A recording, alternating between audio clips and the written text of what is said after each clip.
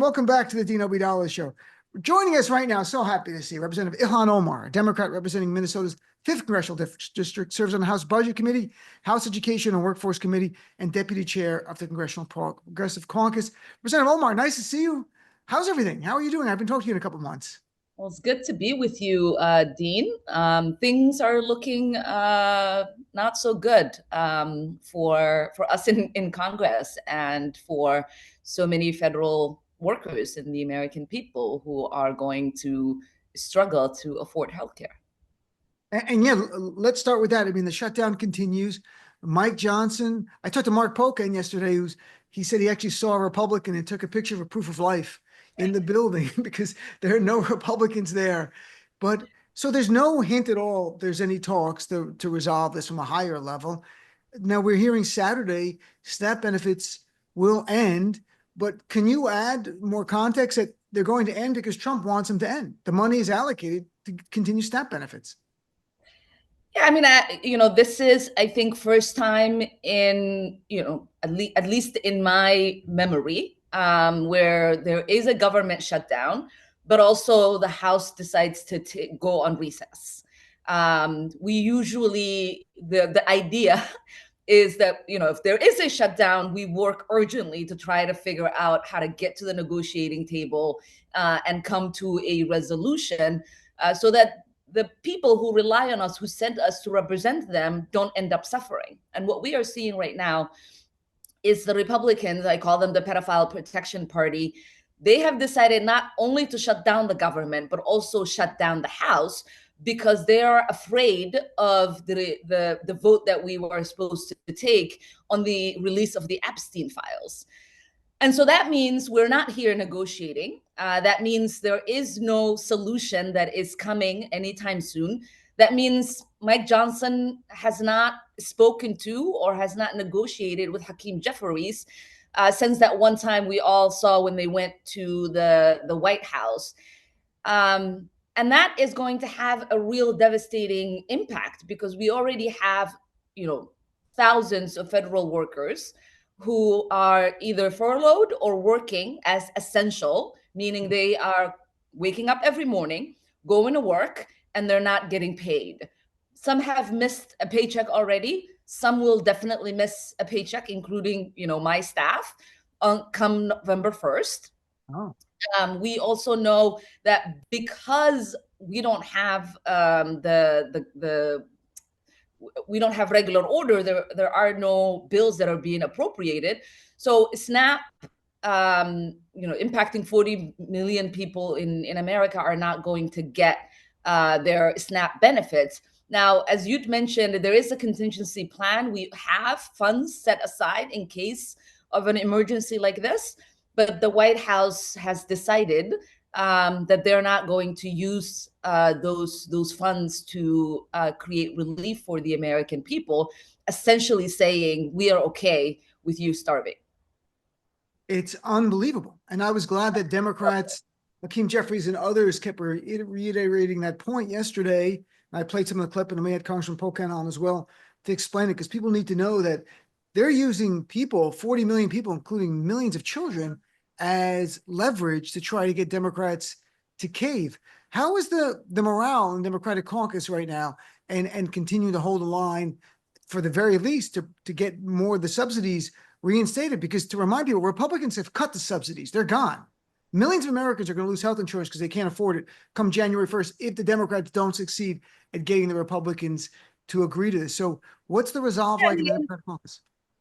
Yeah, just as an example, in Minnesota, an individual is going to see about 25% increase in their premium, which is about $1,500, and small businesses are going to see about 14% increase.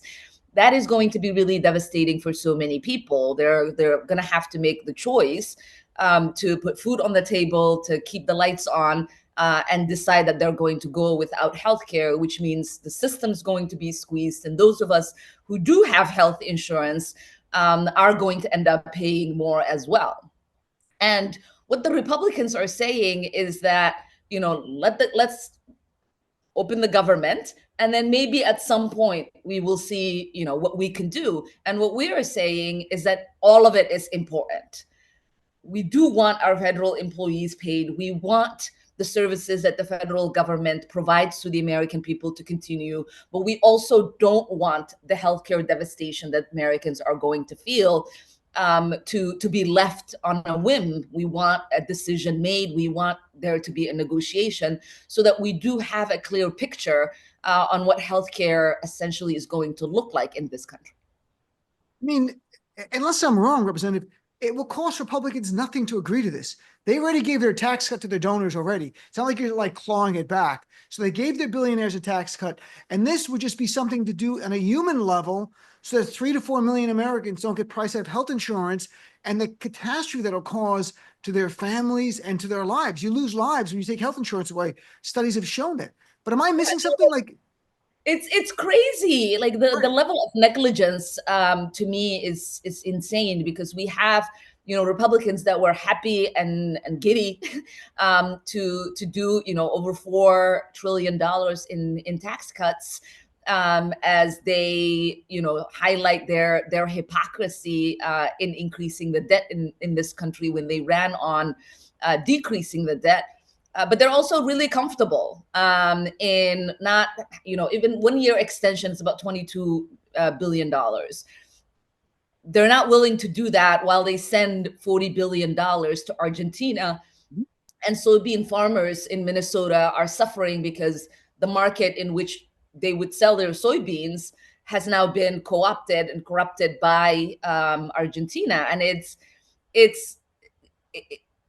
to me, like, it's painful to have a party that said one thing and is doing completely the opposite. They were supposed to level set for the American people. They ran on decreasing prices, making life affordable, and they've done completely the opposite. There are more Americans that are being laid off. There are more Americans who've lost their jobs. There are more Americans that are struggling to find food at food pantries that Republicans have defunded to the tune of $500 million. It is just devastation upon devastation that we are seeing. And I'm sorry, Representative Ilhan Omar, what's it like in terms of the economy back in Minnesota? I know there's different parts, people are doing well, but what about others who are struggling? Because we see more and more indicators that we really have more than a two-tier economy, but really it's like the rich and the well-off are doing better and better, and the working class and working poor are doing worse and worse. And it's getting more and more exaggerated right now. What are you seeing in Minnesota? I mean, we know that 89,000 Minnesotans are going to be impacted by the SNAP cuts. That is, seniors, that's, children, that's mothers who are pregnant, people with disabilities. That's going to be really devastating. We're already seeing, like I said, the trade war has created a huge impact, because with Canada, we have about $22 billion trade with Canada. Our economy is based on what we produce and what they produce, so that we can, have a proper trade. And so, Minnesota farmers are squeezed by that. The U.S. aid, I think I've mentioned on your show before, used to have about 17 billion in commodities from Minnesota farmers. That has gone away. We're seeing, layoffs. Target is headquartered in Minnesota. They just laid off about 1,500 people. We have federal employees that are not getting a paycheck. We have veterans that are struggling with benefits. I mean, I can go on and on and on on the level of devastation that Minnesotans are experiencing because of the recklessness of this administration. So, considering that Minnesota and Canada, their trade relations are so important, what happens when Trump wakes up and doesn't like a commercial that's on Canadian TV, like that happened last week? Oh, I don't like the way you quoted Ronald Reagan. I'm going to impose another 10% impact, another 10% tariff. Aren't there real life consequences for people in Minnesota who deal with trade in Canada because he whimsically wakes up and gets angry like a child at something? Yeah, I mean, that's not how you lead a nation. It is actually, I don't even have the words for it, because it is, like you said, it's very childish. It's very dangerous because there are real life consequences. There are people who have small businesses who rely on getting goods for cheaper so that they are able to make a living out of it. Like I said, there are farmers. We have manufacturers who rely on wheat in order to produce the cereals that Minnesota is known in producing. And so it's a compounding impact that he doesn't seem to care, because he doesn't really understand how to govern a country with economic just with an economic success. Because again, this is a man who's had so many bankruptcies, has run everything to the ground to always be saved by, but the Minnesota farmers are not being saved by him right now, and it's very challenging. Yeah, I've had farmers on my show, not from Minnesota, but from Ohio, and we're going to have more on who were soybean farmers. China bought $12 billion worth of soybean last year. This year they bought zero because of Donald Trump's trade war. And I don't know if that's going to change or not. They had a meeting today, Trump with Xi, but you can't believe anything Trump comes out of the meeting. It was a 12 out of a 10. He literally said that. Like, it can't be a 12 out of 10. It can only be a 10. It's the same way, like he says, I reduced pharmaceutical prices by 1,000%. So I guess we're getting paid to get pharmaceuticals now, because you can't bring down a price below 100%. But that's the crazy world. Let's talk about something near and dear to my heart, and I'm sure you follow him, but I live in New York City, and that's Zohran Mamdani, who should be on my radio show. He only came on the primary, but putting that aside, my anger over that part of it, he's a really nice guy. I know him a little bit from Muslim events in New York City. He's a little busy, a little hard to get. Now he's a little busy. I get that stuff. But look, take no offense. The level, I'm not sure what you're seeing in Minnesota or nationally. The level of anti-Muslim bigotry directed at Zohran is anything I've seen before. I've seen it directed against our community, but never again. And you are probably the most I've seen it directed against a person before. But Zohran here, it is nonstop. It is casual anti-Muslim bigotry on TV, on Fox, and even not just Fox News, with hosts saying things, radio hosts saying things that I've never. It's been stunning. It's been shocking. And I mean, what's your reaction to this weaponization of anti-Muslim hate once again in 2025 now? Yeah, it feels like a tsunami in some ways. I hope he's finding a way to make peace with the fact that this has always existed, and those of us who make it as firsts in whatever field we are in get it the worst. But I like the level of unhingedness in the way in which people are reacting to the success of his primary win, the success I'm hoping he will have on November 4th. I mean, they're losing their minds. There's no other way. I mean, the amount of money that is pouring in, the things that people feel comfortable with, it's not even a rational thing for them to say.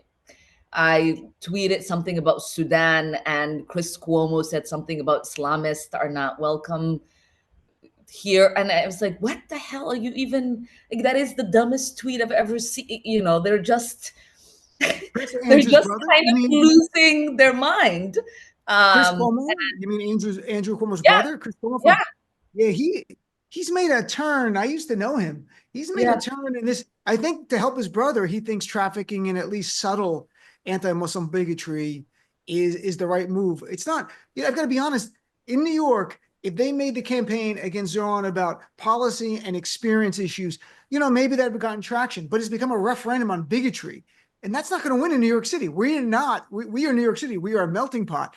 And the minute it became that, I'm like, the news polls today show Zohran up, actually hitting 50% for almost the first time, and up by 20 and 15 points in two different, in a Marist poll and a WPIX, the local news channel poll, which I was very happy to see. Like he's winning every borough right now.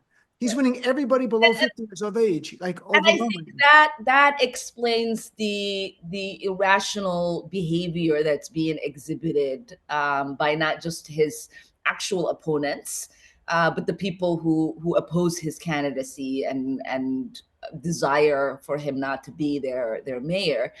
The thing to me that is fascinating is that they want to make his culture and religion an issue, but they don't even know how to properly interact with it.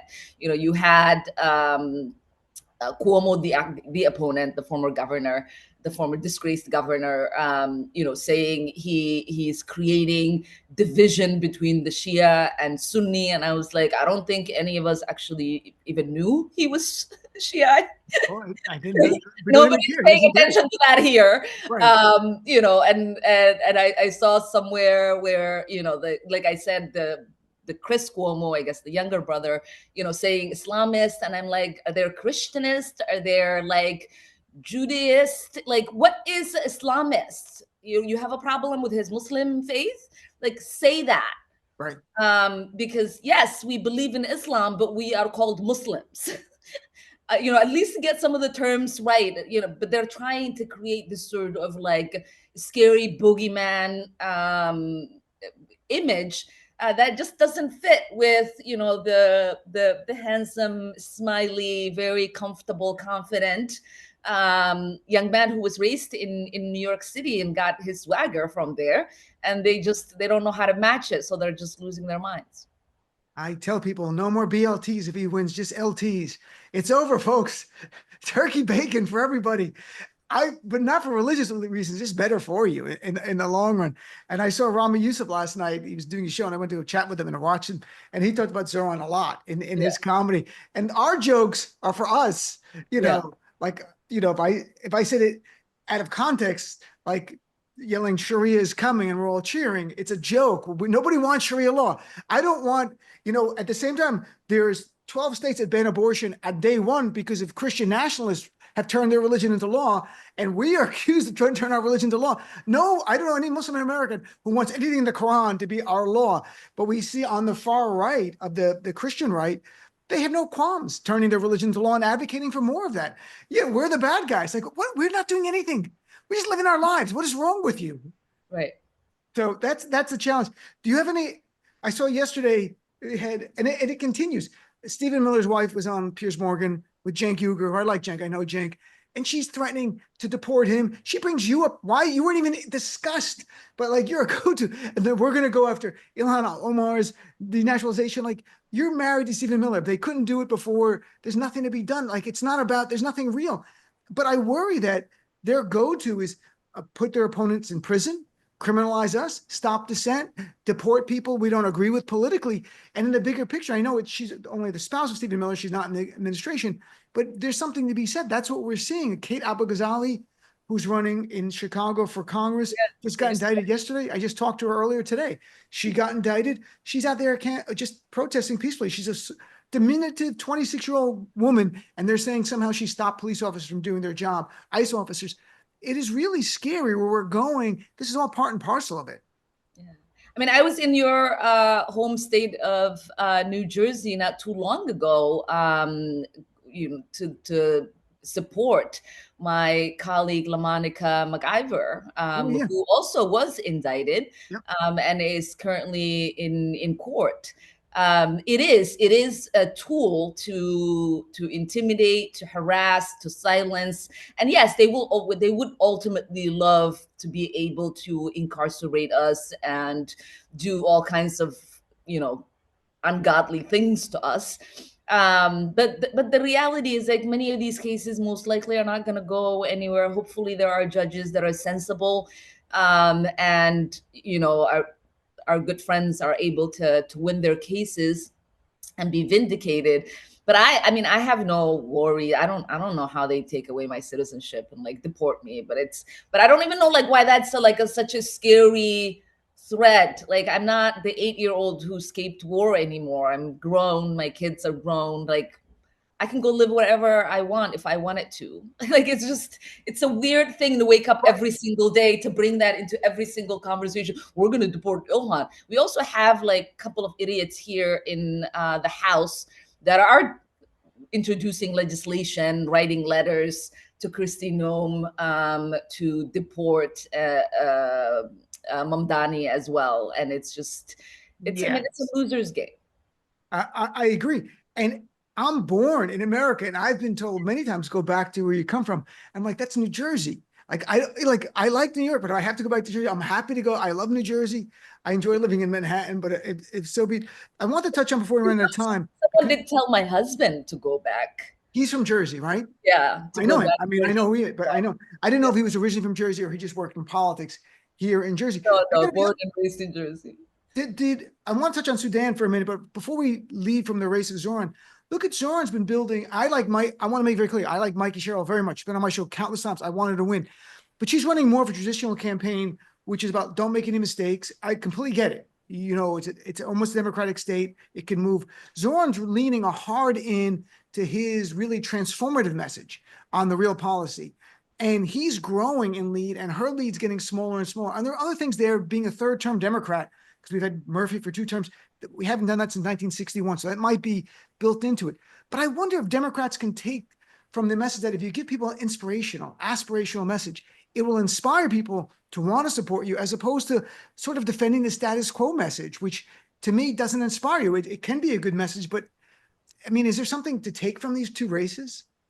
I think it is hard to joyfully run for office when and excite people when you yourself don't fully believe in the things that you are running on, or might have like a very consultant crafted messaging, because then you get pinned in a corner. You're afraid of the next question that will come.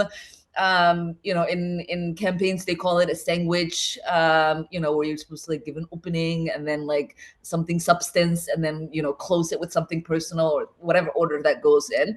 Like when you do these sort of like practiced answers, then it becomes really, really hard, right? What Zohran is able to do is just say like, this is what I believe, this is what I hear from people, and this is what I'm going to do. And I hope that is the takeaway message, because those of us who did run those kind of campaigns have been in many ways ostracized within our party as outliers, and so maybe this gives people a little bit of freedom to kind of be the actual human being they are, and give their maybe not so polished point of view on things, and policy proposals that actually are not crafted by consultants, but are crafted by the many conversations you do have with the actual people that you are seeking to represent. I remember my grandfather used to say, in a representative democracy, the people who seek to represent you should have an understanding of your day-to-day struggles. And that you can always tell when you have candidates who crafted their message and their policy ideas because they sat down with the people that they want to represent and were able to reshape their ideas. And Zohran has been very clear that there might have been some things that he might have wanted to do, that's not the thing that he is currently seeing as a possibility. And I think that's important, that's honest, but that's also representative. I agree. And and to Mikey Sherrill, who I like very much, she's very honest and authentic, but it's the mess, like it's not going beyond the boundaries of what is more like mainstream establishment type of politics. And I think people are looking for something different right now. That's, the idea of how many Americans think we're in the right direction. It's down to about 35%. And that's left and right. That means you've got people who are like, things are not working But well. I would also say I think that there is less leg room for female candidates. True. I agree. Sexism is playing a role in Jersey, Yeah, 100%. yeah. I mean, um, I have an aunt-in-law, and like I hear all the time the kind of stuff that's out there. But I think there's that challenge. There is the challenge of being, also an incumbent with a record. Um, that was in a swing district, that had to take tough votes. There is the challenge of overcoming, right? And 8 years of a governor who was part of your party. And so I would say she is playing it smart in some ways, and a huge part of me believes that she will be successful because her opponent really is just after her and has not produced his own ideas of what he wants to do. Yeah, I mean, I hope that she's going to win. I like her very much. I think she'll be a great governor. And it's more about the bigger picture, not about her, about the idea of inspiration. Do you have a minute for one last question or no? Or Sure. all right. So you were posting about Sudan. It gets almost no press coverage in America. And, it's been one of the world's worst humanitarian crises that's going on there. That's really underreported. Gaza got the press, not as much as deserved, but far more than Sudan. What can you share? And what can you share about what the U.S. government should be doing in trying to alleviate the pain that's going on? I think also the difference probably with Gaza and Sudan is that Sudan actually did get congressional hearings. And we did have, even on the Tam Lantos Human Rights Commission, we had Sudanese people who were in Sudan come talk to us on Zoom, humanitarian orgs, human rights orgs. And so there is that difference of like members of Congress are more willing to engage in figuring out how, what our role might be in dealing with the genocide that's happening in Sudan than they have been willing to do with the genocide in Gaza.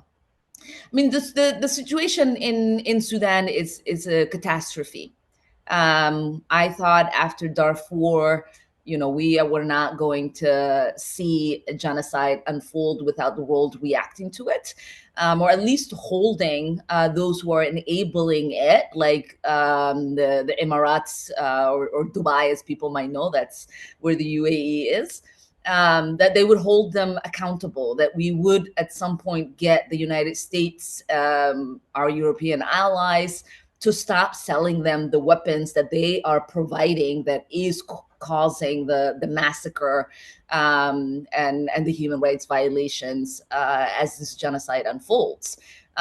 We also know that there are so many other countries that are devastated by it, right? Chad being one of them, because or South Sudan that is economically also struggling. When you have 12 million people displaced, that is not something that is just impacting the country where the conflict is, but that is something that's impacting so many other African countries as well that are also struggling and trying to figure out how to consume, all of these people who are not only have experienced devastating trauma, but also don't have anything and have lost everything. When the world has kind of stopped providing aid in many ways. So my heart breaks severely for the Sudanese people and what they're going through. But I would like for people to understand the distinction in why you see protests for Gaza, because it is, Israel has a direct connection in its funding to the United States and a lot of European countries. So the people are protesting their government and saying, stop supporting this genocide, where it's hard to protest for you to pressure a third country that might be buying weapons from you because we don't provide aid to the UAE. They purchase their weapons from us, unlike Israel.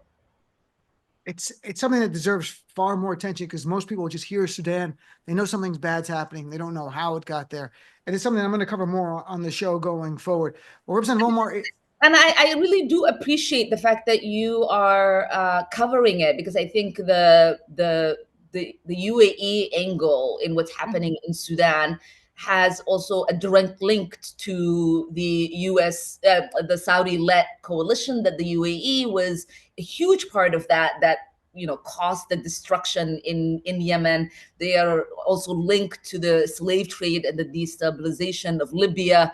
I mean, it's just the UAE has become one of the worst actors in the Middle East, and has been causing destruction in so many African countries, including the one I come from. And so I think it is important we talk about them and what they have been able to do without the world really noticing it. And meanwhile, Donald Trump and his family get billions in dollars from the UAE for their private ventures. I mean, and that's all documented. That's not speculative. That's the truth of what's going on. And we know with the Trumps and UAE leaders that business and politics are the same. They're intertwined. And that's how it works. And that's what we have here. So Representative Omar, thank you for spending extra time. It's great chatting with you, my friend. I look forward to chatting with you in the future. Have a great day.